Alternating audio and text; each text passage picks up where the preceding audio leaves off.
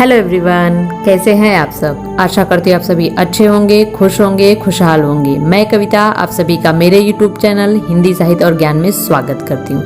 आज का video most important video है। आज के रचनाकार और उनके उपनाम से संबंधित वीडियो है, तो चलिए देखते हैं। उपनाम और मूल नाम। अपभ्रंश का वाल्मीकि, क्वेश्चन बहुत बार आता है। अपभ्रंश का वाल्मीकि किसे कहा जाता है? तो अपभ्रंश का वाल्मीकि स्वयंभू को कहा जाता है। मोस्ट इंपॉर्टेंट क्वेश्चन है, बहुत बार एग्जाम में आया है। दूसरा क्वेश्चन मैंने साथ में इसलिए लिया है कि यहाँ पे लिखा गया है वाल्मीकि और यहाँ पर वाल्मीकि है, तो यहाँ पे है कि अपभ्रंश का वाल्मीकि किसे कहा जाता है? तो अपभ्रंश का वाल्मीकि स्वयंभू को कहा जाता है।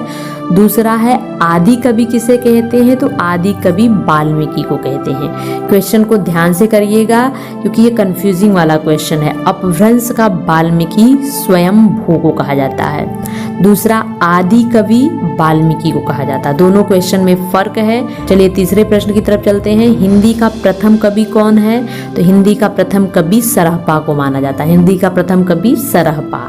सूफी कवि का नाम है असाइद कवि। यहाँ पे थोड़ा सा मिस्टेक हो गया है, यहाँ पे है कि हिंदी के प्रथम सूफी कवि। हिंदी के प्रथम सूफी कवि, हिंदी के प्रथम सूफी कवि कौन है? असाइद। यह भी क्वेश्चन एग्जाम में आ चुका है। चलिए अगले प्रश्न की तरफ चलते हैं। अष्टछाप का जहाज या पुष्टि मार्ग का जहाज या खंजन नयन या भावाधिपति वात्सल रस सम्राट किसे कहा जाता है? सूरदास को कहा जाता है। इसमें जितने नाम है सारे नाम इंपॉर्टेंट है। अष्टछाप के जहाज के नाम से सूरदास फेमस हैं, खंजन नयन के नाम से भी फेमस हैं। ज्यादातर यही दो क्वेश्चन पूछते हैं, अष्टछाप का जहाज या खंजन नयन, वात्सल रस सम्राट सूरदास। चलिए अगले प्रश्न की तरफ चलते हैं। शिरोमणि के नाम से किसे कहा जाता है? शिरोमणि के नाम से तुलसीदास जी जाने जाते हैं। तो आइए देखते हैं। शिरोमणि, मानस का हंस या लोकनायक, हिंदी का जातीय, जाति नहीं जातीय, हिंदी के यहाँ पे मिस्टेक हो गया है, जातीय। हिंदी का जाति कवि किसे कहा जाता है? तुलसीदास को। शिरोमणि तुलसीदास को कहा जाता है, मानस का हंस तुलसीदास को कहा जाता है, लोकनायक तुलसीदास हैं, हिंदी का जातीय कवि तुलसीदास। चलिए अगले प्रश्न की तरफ चलते हैं। सितारे हिंद या भारतेंदु के विद्या गुरु राजा शिव प्रसाद कहे जाते हैं। सितारे हिंद या भारतेंदु के विद्या गुरु राजा शिव प्रसाद। राजा शिव प्रसाद का उपनाम है सितारे हिंद या भारतेंदु के विद्या गुरु। चलिए अगले प्रश्न की तरफ चलते हैं। हिंदुस्तान की तूती अमीर खुसरो को कहा जाता है। जायसी, मलिक मोहम्मद जायसी। मलिक मोहम्मद का उपनाम है जायसी, मलिक मोहम्मद जायसी। जड़िया कवि किसे कहा जाता है? तो जड़िया कवि नंददास को कहा जाता है। नंददास का उपनाम है जड़िया कवि। सैयद इब्राहिम का उपनाम है रस खान के नाम से फेमस है। सैयद इब्राहिम बहुत ही कम लोग जानते रहेंगे कि यह इनका नाम है। इन्हें रस खान के नाम से जाना जाता है, लेकिन इनका मूल नाम जो है वो सैयद इब्राहिम है और रस खान इनका उपनाम है। तो चलिए अगले प्रश्न की तरफ चलते हैं। सुकविन के सरदार कौन कहे जाते हैं? तुलसीदास और गंग। तो तुलसी और गंग को सुकविन के सरदार कहा जाता है। चलिए अगले प्रश्न की तरफ चलते हैं। मैथिल कोकिल किसे कहा जाता है? या अभिनव जयदेव। तो विद्यापति को मैथिल कोकिल और अभिनव जयदेव के नाम से जाना जाता है। विद्यापति को मैथिल कोकिल और अभिनव जयदेव के नाम से जाना जाता है। चलिए अगले प्रश्न की तरफ चलते हैं। रहीम का मूल नाम है अब्दुल रहीम खान खाना। रहीम यह उनका उपनाम है।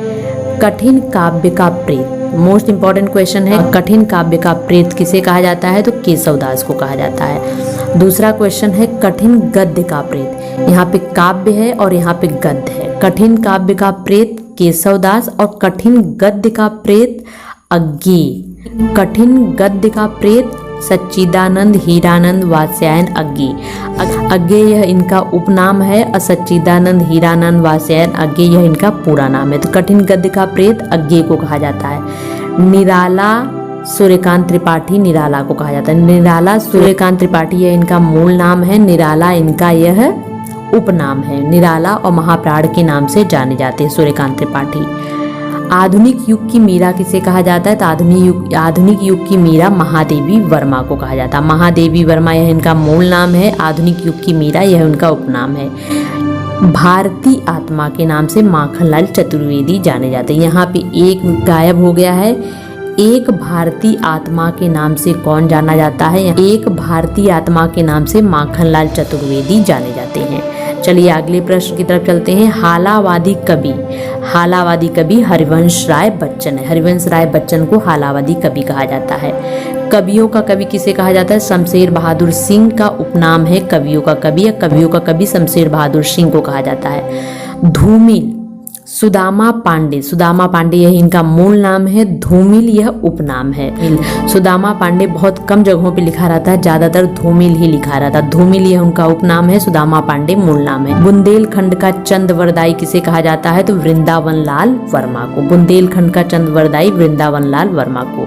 चलिए आगे देखते हैं। आवारा मसीहा मोस्ट इंपॉर्टेंट क्वेश्चन है, इस क्वेश्चन को अंडरलाइन कर लीजिएगा। आवारा मसीहा शरद चंद को आवारा मसीहा कहा जाता है। ये मोस्टली एग्जाम में पूछा जाता है। शरद चंद के नाम से जाने जाते हैं। आवारा मसीहा किसे कहा जाता है? शरद चंद को। शरद चंद किस नाम से जाने जाते हैं? आवारा मसीहा के नाम से। चलिए अगले प्रश्न की तरफ चलते हैं। बंग महिला किसे कहा जाता है? राजेंद्र बाला घोष को। यह भी क्वेश्चन मोस्ट इंपॉर्टेंट है। राजेंद्र बाला घोष बंग महिला के नाम से जानी जाती है।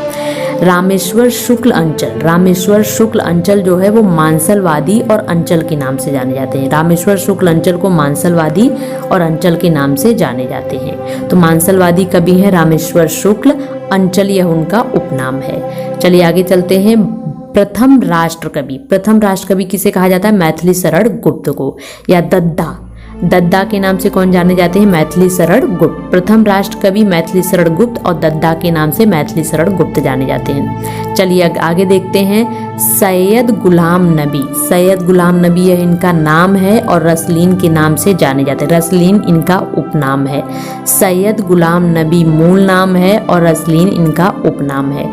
चलिए अगले प्रश्न की तरफ चलते हैं। अयोध्या सिंह उपाध्याय मुख्य नाम, मेन नाम इनका अयोध्या सिंह उपाध्याय है और हरिऔध यह इनका उपनाम है।